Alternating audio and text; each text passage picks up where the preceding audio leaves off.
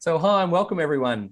So at KnowledgeAccess, we help companies retain and develop their great leaders and managers via RPL. And so today I'm joined on this panel by my guests from industry, Lainey, Amy, and Roy, to find out how companies are hiring and retaining their great leaders and managers in 2021. So by way of introduction, I'll just go around the panel and ask each of our panelists to introduce themselves. Firstly, welcome, Lainey. Hi, thanks, Campbell. My name is Lainey Taylor. I'm the founder of a business called HR Squad, and we specialise in executive coaching and organisational strategy and design. Thanks for having me. Excellent. Welcome. Thanks, Lainey. Amy. Hi, Campbell. Great to be here. Amy Forsyth, I'm the Manager of Leadership Development at RACQ. We're a member-based organisation supporting Queenslanders. So we've got 1.8 million members who look to us for roadside insurance and banking support. It's good to be here. Thank you and welcome, Amy. And Roy, welcome. Hi, Campbell. Thanks very much. So I'm Roy Walker. I'm the General Manager of Operations for National Veterinary Care. We own 250 vet practices across Australia and New Zealand with about 4,000 staff. So really developing standard of care for pet owners out there. Excellent. Well, welcome to everyone. So hiring and retaining great leaders in 2021. So the first question to you, Lainey, what are you finding companies are wanting in leaders in 2021? It's a good question. I think there's lots of capability and competency that hasn't necessarily changed going into 2021. However, probably the things that I've noticed in talking to my clients globally, there's probably three things that stand out. One of them is probably the ability to sit with risk and manage risk. Obviously, with lots of change, the ability to sit with resilience in risk has come up a lot. So as we're sort of looking to market or looking at how we develop leaders, we find that we're building that far more into our programs around problem solving and risk. The other thing I've kind of noticed is probably that problem solving ability. So the ability to pivot quickly. We've seen, it's either sink and swim as a leader. Can you do that well or can't you? And some of that's innate, but it's something also that, we can develop in our leaders. And I guess the other thing for me is vulnerability and empathy. As leaders, we tend to be very resilient and at times then can let that other side of the softer side of us fall away. And there's nothing more important in 2021 and in 2020 to acknowledge the hardships of people individually and be able to support them in that. And just asking the question, are you okay, isn't enough. So they're probably things that stand out for me. Yeah, that's really interesting. And thanks for sharing. Roy, did you have anything to add that? I mean, the risk things, empathy in the workplace, these seem to be very topical points from last year moving into 2021.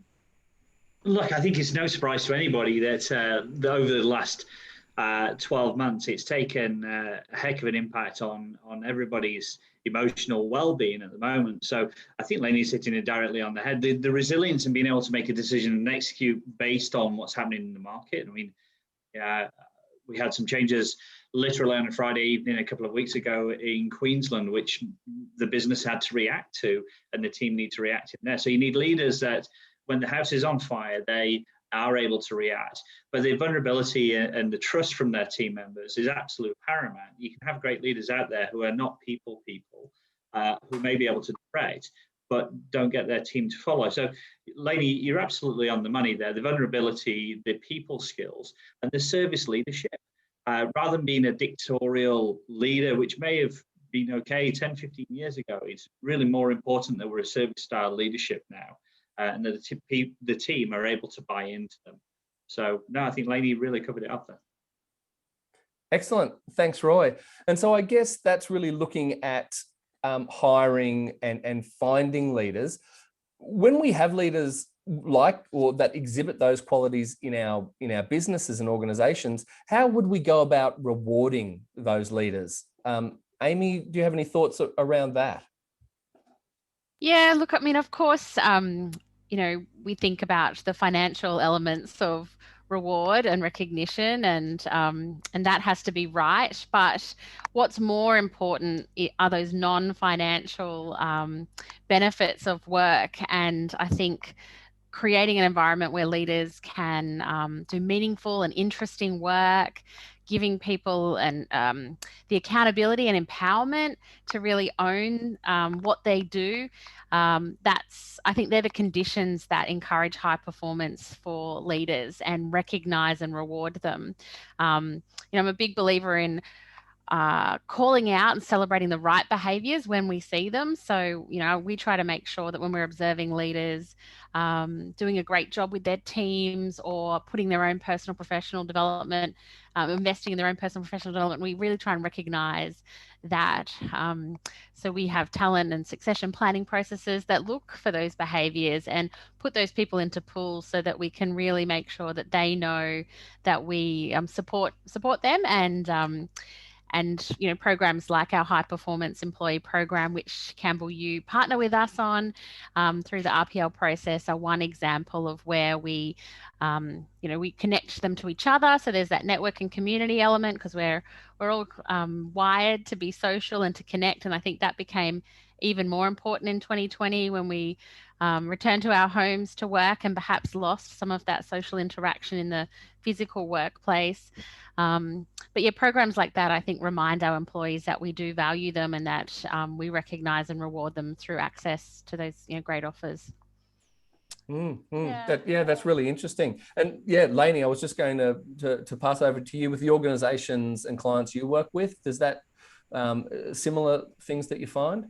Yeah, absolutely. All the things that Amy talks about are so very important, especially that real personal aspect and rewarding the behaviours of our leaders at the moment. I guess for me, on a more commercial level, what I'm seeing and working with a lot of organisations is, we're looking into the unknown, and how do we reward when we don't really know what we're going to be rewarding on, because we're kind of rebuilding our business and our priorities and our strategy. So for me, I think how we reward our leaders, especially our senior leaders going forward, is really getting clear on what the strategic priorities are for that year, 2 year, 3 year now that have changed. So linking strategy to reward and being able to make them very focused so that then they can make their teams focused on what needs to be delivered. I think the one thing I've noticed is everyone has had to relook at their strategy really quickly, and that's not usually how we do things. We've usually got some time to be able to go through our operating rhythm of strategy, and being able to bring those things together quickly is probably how I'm looking at rewarding leaders and talking to businesses about that. That's really interesting. And I think, in light of COVID, how has that changed? I mean, is that do you feel in industry and the clients that you work with that they do need to change the way they go about rewarding and retaining? Yeah, I think there's been this sort of black hole where we've linked rewards to big leaders that now are irrelevant, and, we can't let them sit there and be irrelevant. And if the businesses aren't performing, or lots of businesses have had to pivot, and people have pivoted in the work that they're doing, but they haven't necessarily looked at the end-to-end strategy and what that means, and then how they link that back to the KPIs of the individuals. So, managers do the best they can in how they empower and bring the people along below them. But without that sort of structure at the very top and the link back to the operating rhythm, that can be really tricky and can lead to burnout and sort of people not focusing on the right things. And I think to add to that is everyone's working hard, right? Because we're all a little bit at risk, am I going to keep my job, and I'm not going to keep my job? What's happening with the business? So working hard does not mean that you're doing valuable work or the right work. So that's why the pivot back to strategy, to make sure people are working on the right things in the business so the business can move forward and we don't get lost in just building new lists of to-dos to feel relevant within the organisation. One interesting trend I've been observing or have been thinking about is that COVID brought to us was this greater acceptance of remote and flexible working. And I think that's a real lever for organisations in terms of rewarding and retaining people. It's an interesting sort of conundrum where, I've spoken to contacts and colleagues where perhaps traditionally the business felt that the job needed to be done in head office or 5 days a week. And through the last 12 months, we've learnt that people can absolutely be productive working in different locations. And we now, for the first time, have some quite senior people based outside of Queensland. It's no longer a barrier to employment in my organisation that you're based here in Brisbane. We're also looking at hiring more junior staff to work completely from home as well. So I think that flexibility piece has become really pressing for people, and it's a great lever to retain talent.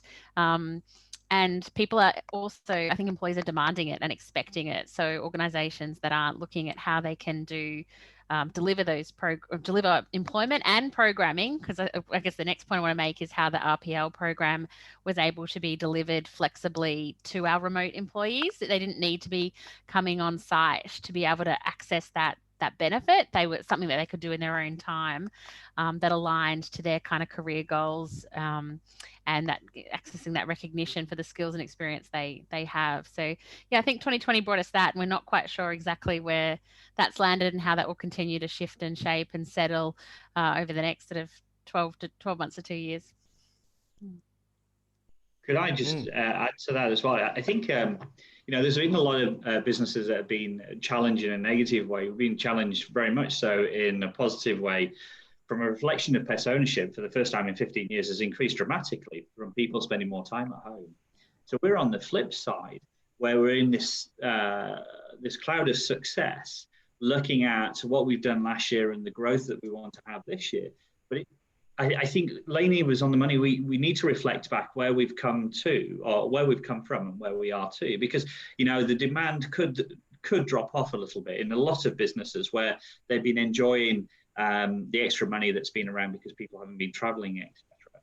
So we need to understand what their small wins are, not necessarily just looking at budgets and go, we're going to grow by another 10, 15% this year, but have a look at where we've actually come from and how we're actually rewarding and recognizing those small wins from our team as well. Because at the moment, I think everybody's probably working 15 to 20% harder than they were previously in a lot of these roles. What I will say, Amy, our team feel exactly the same. I mean, in the veterinary industry, one of the basic needs of everybody in there, I think it's basic human need really, is that development and education. And that's something we invest really heavily on. And that's been one of the most missed items from our team through the training, the development, the RPL, the wet workshops that we do in our training centres as well. It's been the key thing that team members have turned around and gone, I feel really tired because I've worked hard, but I don't really feel that I've grown. And I think that's something that people really need. They need that purpose. They need the trust from their leaders. They can work from anywhere and still get the outcomes for it. And they need to know that they're developing every year. Because if you're not growing, you're dying. We're organic at the end of the day, right? Exactly. Sorry. Thank you. No, all great points. And it gets me to thinking, while our leaders were working remotely or working from home, what were some of the strategies, or what are some of the things that your organizations did differently to keep them engaged and thereby keeping their teams engaged? Because, I know, Amy, your business went from basically completely in an office environment to completely from a work from home environment, and to keep those leaders engaged and then keep their teams engaged. Can you speak to that at all? Yeah. Look, it was a really challenging time. We've got about 380 people leaders in our organisation, and yes, a lot of them had to shift work location, and that presented some challenges and changes. But then even those employees and leaders who didn't move home because they were still serving our members in our branches and on the road, well, they had different concerns. They had health and safety related concerns, and our leaders needed to quickly implement new protocol to keep our people safe, which was absolutely a priority. So it was a really tumultuous time, and I think a lot of leaders reported feeling, stretched really thin, that they were probably using the same arsenal of tools that made them great leaders to begin with, but they were needing to use them more consistently, more deeply. They had to turn the dial up, I think, on what they needed to do, because they had to allay more concerns about physical safety for the staff in our branches and stores.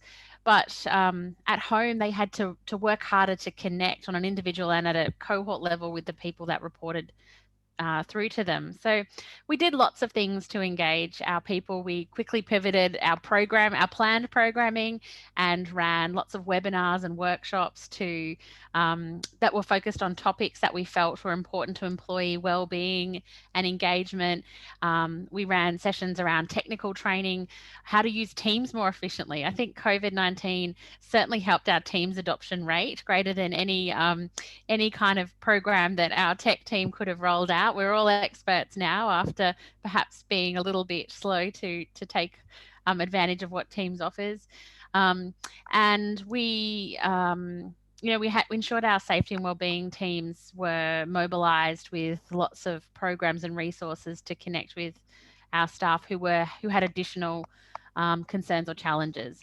Normally we do an annual engagement survey, but we realized that because of the changes, we wanted to do that more regularly. And we had these check-in surveys so that we could have a really good pulse check on how our people were feeling, what was their largest concerns, and how were they feeling, what sort of job did they feel RACQ was doing at taking care of them during that time. So, I think there was a lot of stuff happening at an organizational level, but we really spent a lot of time working with our leaders to get them to reinterpret what their actual immediate teams and business lines needed as well. Mm. We were a little bit different because we were frontline. So, our executive team and like myself could work from home. So I live on the border of New South Wales and Queensland. So that's been fun with the border control.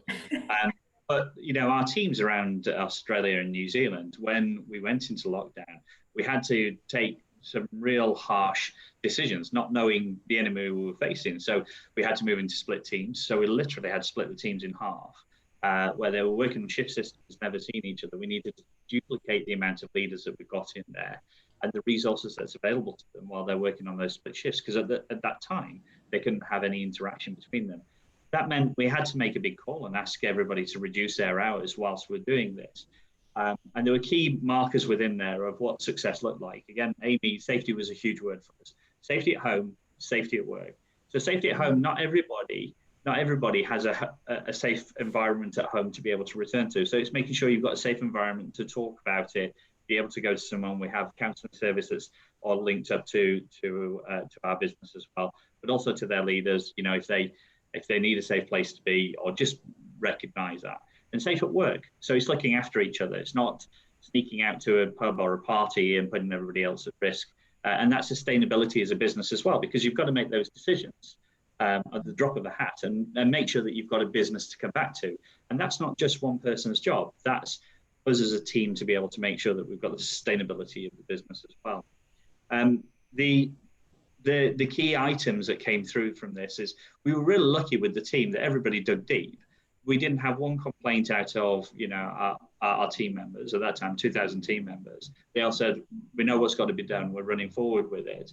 And at that point, we were just in the process of getting acquired. Literally, when lockdown came in, we had a new business who was buying our business. And I had to turn to them and say, look, if we can continue doing what we're doing with half the teams through here, we need to have the commitment to our teams to go back and pay them their full wages, regardless if they work 15 hours or 40 hours. They're pulling the same results. And as a business overall, across all of our businesses, we were able to honour that and go back to all the team members for their commitment to our business, for that sustainability piece while keeping them safe.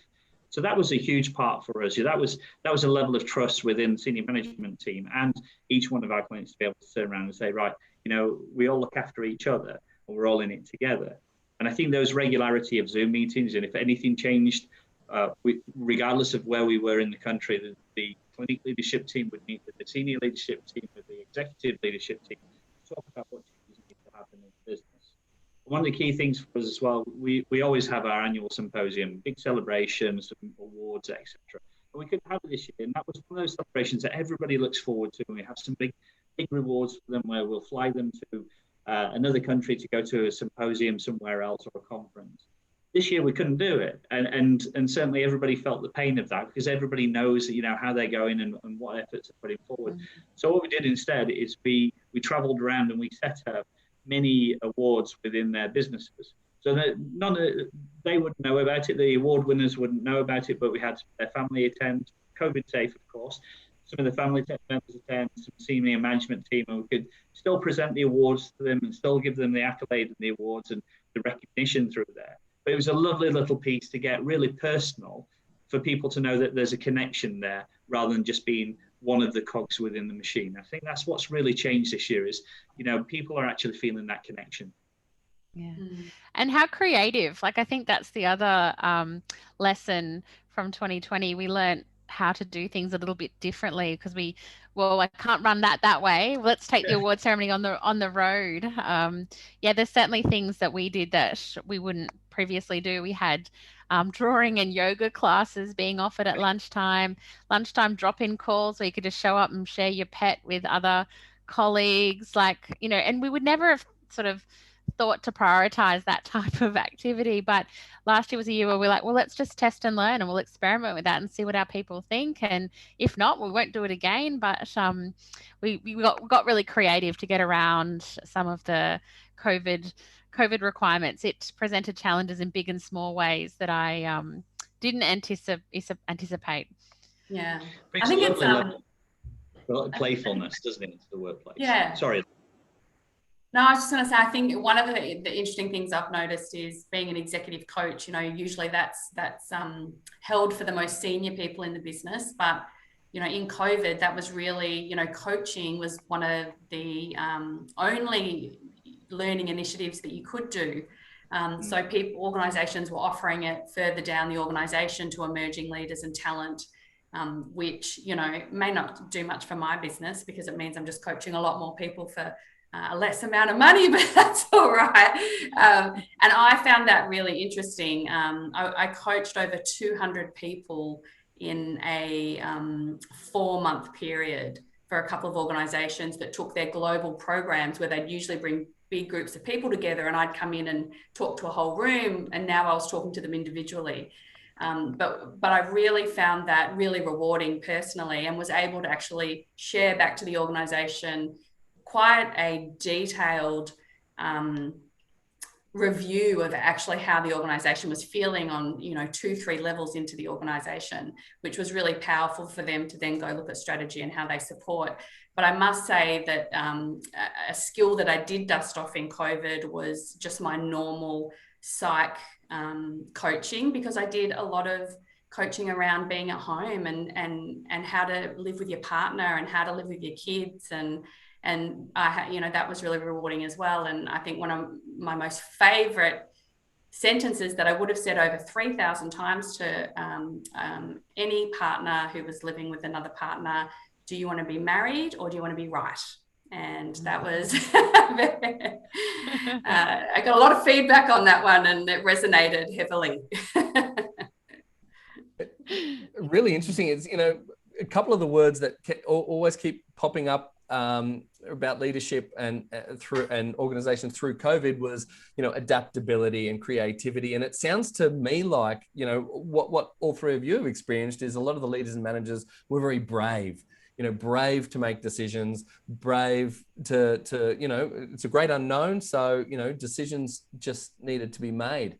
And, it leads me to a question I'm really intrigued about and excited about, which is, transitioning back from work from home to work from office, or somewhere in between. Because I know, Amy, you mentioned, that's part of the reward retainment idea, is this flexibility. But I guess, large organizations, all these large organizations have not only, have fixed structures, but there are all those benefits of being in the same room. I mean, this is a great panel discussion, remotely on all parts of Australia. But how are you seeing organizations helping leaders to transition working from home to work from office?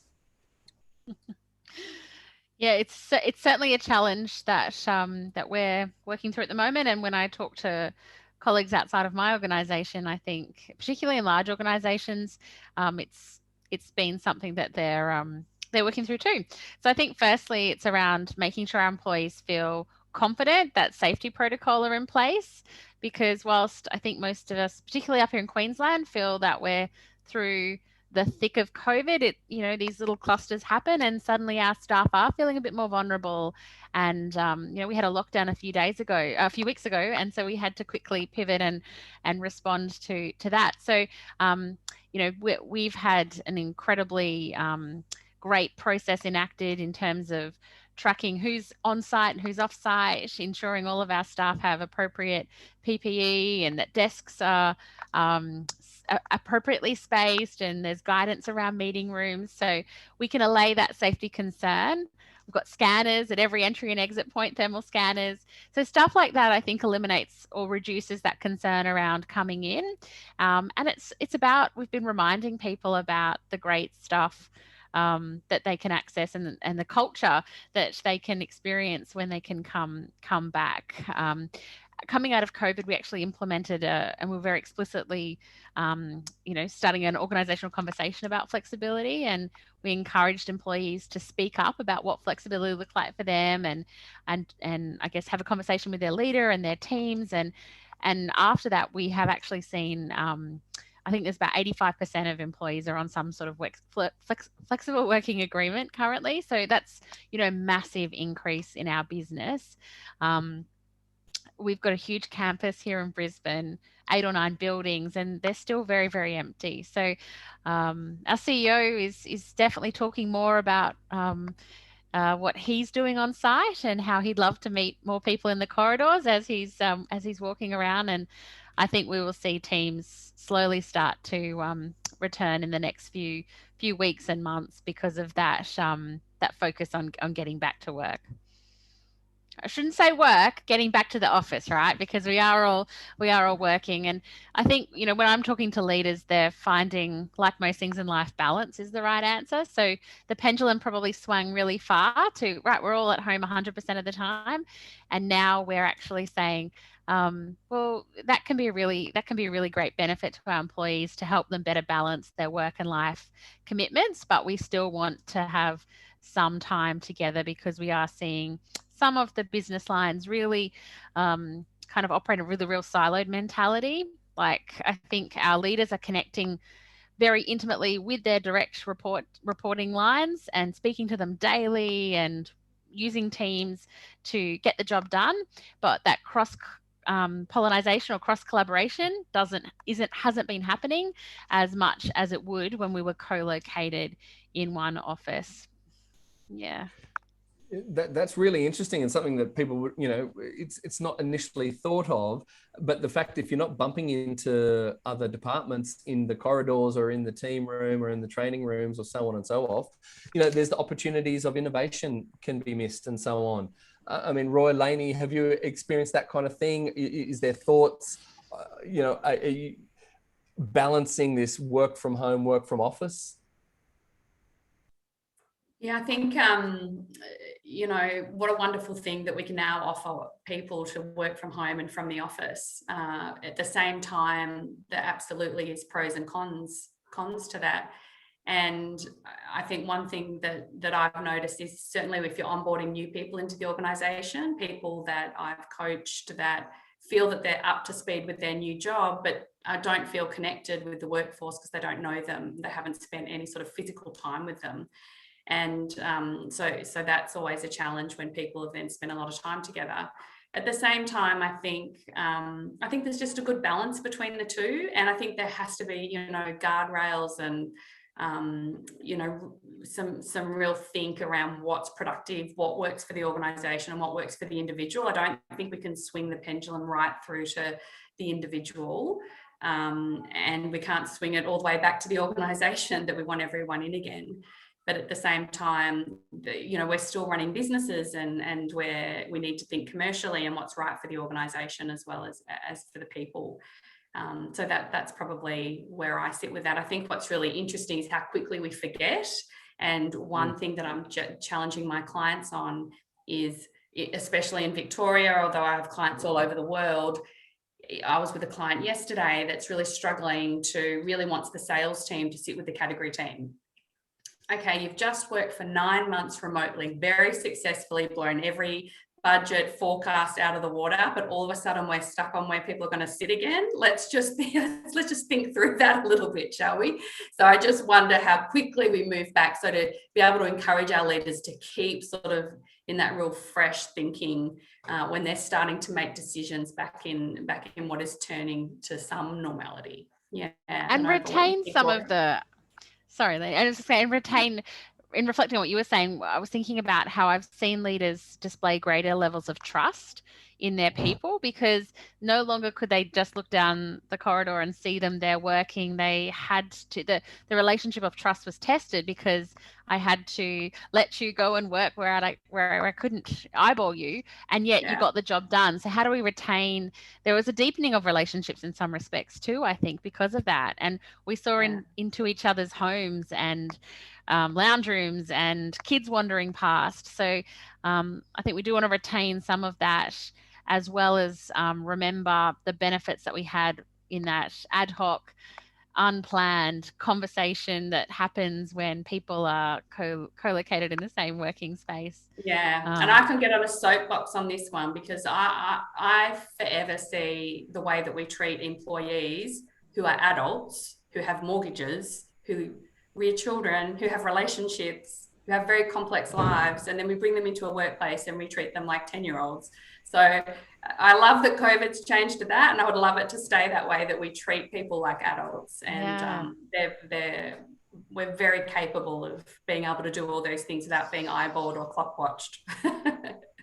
Yeah, definitely. That's probably a key part of this transition, isn't it? Is open that communication. You know, it's very easy to go, we're in a safe place now, so let's go back to how life was, because we've not got that. But that's absolutely not the case at all. Like, we could have a spike. There are several different strains. Europe is still going through horrific amounts of cases through there, and all it takes is a little outbreak to break Australia, break the back of Australia, New Zealand, or whatever.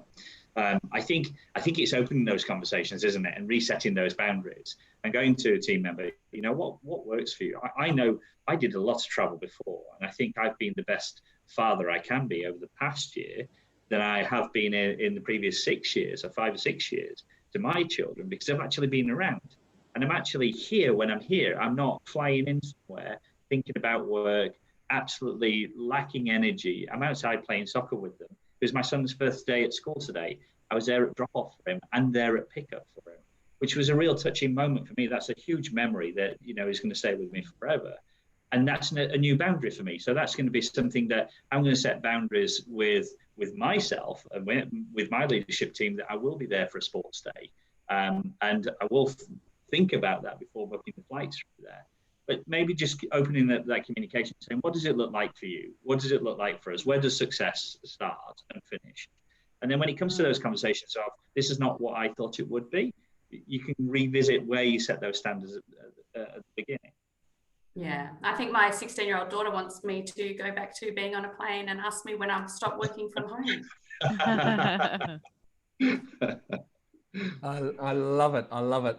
Excellent. Well, thank you so much. Look, I'm conscious of time. So just in the final few minutes and to wrap up, so in the context of hiring and retaining leaders and managers in 2021, I'd love to get your thoughts on what would be your one action item to implement for 2021 in terms of that. Maybe to you, Lainey, first. Yeah, I'm not sure I have an answer. Something's on my mind, and that is that organizations are, you know, pretty happy with themselves on how they've pivoted and being able to support their employees with flexibility. And as you said, Roy, to be there at home and be more present with family or friends. And I guess with that, we, as leaders and running organizations, the competition will be harder than ever to keep your good people, because not only now are you just competing for talent, in what would have been 2020, now the opportunity to go for roles globally and work remotely has just quadrupled 50 million times. So what's on my mind is how I can support my clients in a very proactive way to keep their talent. And I haven't got the answer to that yet, working through it, but I think it's a really big threat to organisations, especially with top key talent that they're trying to retain. Really interesting. Amy, thoughts? One action item to implement as it relates to hiring and retaining top talent? I think, really being able to be really clear about what your organization's value proposition is for that employee, and being able to articulate exactly what the exchange is, what it means to work for our organization, what are our, values, what do we stand for, what's the culture here? Because I think as people are working remotely, it's harder for them to get a sense of the organization. They perhaps onboard and have less of those touch points in that initial, first part of their sort of tenure. And so they're assessing, is this the place I want to be? So I really think we've got to really wrap our arms around those people in that critical time and make sure that they feel part of our organization, because I think it is more complicated to onboard into an organization now, perhaps, than it was prior to sort of the remote working practices and the sort of change and uncertainty that's happening in organizations as they reprioritize what's still achievable within their strategy and focus areas. So I do think new employees need a little bit more love and care, because the organization is shifting quite rapidly. Yeah, that's absolutely fascinating. And Roy, final thoughts?